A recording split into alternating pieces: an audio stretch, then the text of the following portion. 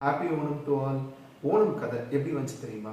அதாவது ஒரு மகாபலி சக்கரவர்த்தி அப்படின்ற ராஜா, அவருடைய முன் ஜென்மம் எப்படி இருந்தது அப்படின்னு சொன்னா எலியா இருந்துச்சு. அந்த எலி சிவன் கோவில்ல அந்த சிவன் பக்கத்துல எரிஞ்சிட்டு இருக்கிற விளக்கு அணைய போகுது. அந்த எலியுடைய வால் தெரியாம என்ன பண்ணிருச்சுன்னா அந்த திரியில பட்டு அணைய போற விளக்கு ஜோதி எரிய வச்சிருச்சு. ஸோ தெரிஞ்சோ தெரியாமலும் அந்த எலி நல்லது பண்ணதுனால அந்த எலி என்ன ஆகுதுன்னா அடுத்த ஜென்மத்துல அசுர குலத்துல ஒரு ராஜாவா பிறக்குது.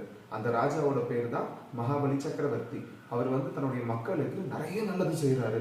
அந்த நல்லது மூலமா அவர் ரொம்ப திருப்தி அடைகிறாரு. இதை பார்த்த தேவர்கள் என்ன பண்றாங்க அப்படின்னு சொன்னா விஷ்ணு பரமாத்மா கிட்ட முறையிடுறாங்க.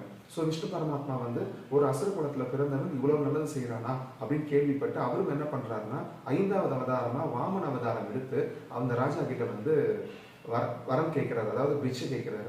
அப்ப ராஜா சொல்றாரு, நான் தானம் தர்மம் எல்லாம் பண்ணி முடிச்சுட்டேன், இப்ப கேட்குறீங்களேன்னு சொல்லும் போது எனக்கு 3 அடியில நிலம் போதும் அப்படின்னு சொல்றாரு. ஸோ 3 அடியில நிலம் போதும்னு சொல்லும் போது அவருடைய அவதாரம் வாமன அவதாரம், அவருடைய அவதாரம் சின்ன குள்ள அவதாரமா இருக்கும். ஸோ அப்போ 3 அடியில நிலம் போதும்னு சொன்ன உடனே 1 அடி கால் எடுத்து இங்க வைக்கிறாரு, 2வது அடி கை மேல அளக்குறாரு, 3வது அடி எங்க வைக்கிறதுன்னு தெரியும் போது அந்த மகாராஜா சொல்றாரு, என்னுடைய தலையில காலவி அப்படின்னு சொல்றாரு. காலை வச்சோடனே அவர் பாதாள லோகத்துக்கு போறாரு. பாதாள லோகத்துக்கு போன உடனேயே அவர் வரம் கேட்கிறாரு, உனக்கு என்ன வரம் வேணும், நீ அசுர குலத்துல பிறந்தாலும் நிறைய நல்லது செஞ்சிருக்கிற அப்படின்னு சொல்லும் போது வருஷத்துக்கு ஒரு தடவை நான் என் மக்களை பார்க்கணும் அப்படின்னு சொல்றாரு.